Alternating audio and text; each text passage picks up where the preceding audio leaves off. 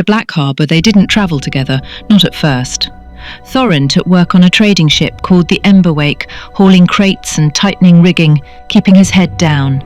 The captain didn't ask questions, and Thorin didn't offer answers. Every morning he woke before the sun, tied knots with calloused hands, and kept the pendant tucked beneath his shirt, closer than his own heartbeat. It was safer that way. Selene, meanwhile, stayed in the shadows of the city's upper docks.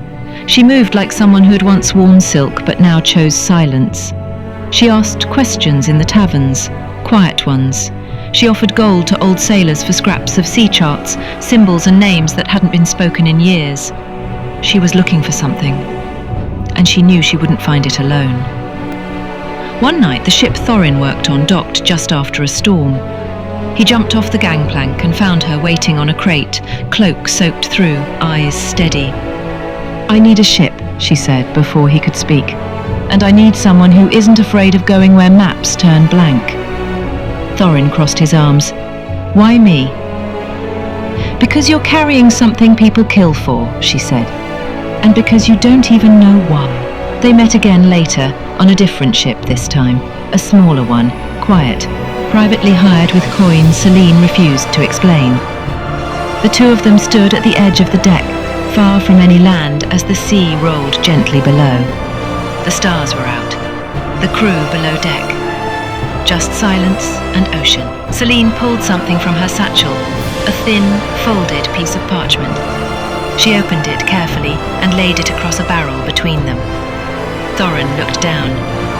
It was a drawing, a jagged coastline, strange markings, and in the center, a symbol that matched the edge of his pendant exactly. "I found this," she said, "in the Vale-born Royal Archives, buried in a sealed ledger.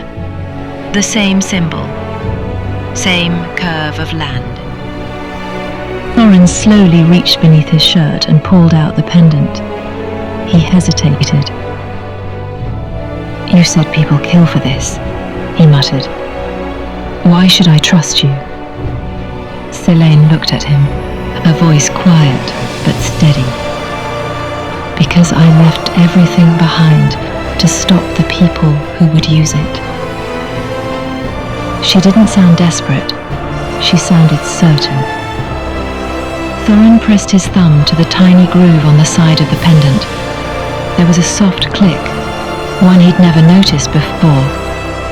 The pendant opened. Inside was a sliver of silver, carved with faint runes and a small, curved shape that matched Selene's parchment exactly. Only this one had more detail, more coastline, more direction. They both stared at it. Neither spoke. Thorin's voice broke the silence first. "This is what my father was after." Selene nodded. The Heart of Tides, an ancient relic, said to control the sea itself. "Control it how?" "No one agrees," she said. "Some say it was a gift from the gods, some say it's a curse, but the crown wants it. They've searched for generations. They think it will make them unstoppable." Thorin closed the pendant slowly. "And what do you want from it?" Selene didn't answer right away. Then, "I want to keep it out of the wrong hands." A wind stirred through the sails above them. The waves slapped gently at the hull. Something had shifted. This wasn't just about Thorin's past anymore, or Selene's rebellion. It was about a key that had waited, hidden, silent, for the right hands to find it. And now the tide was beginning to move.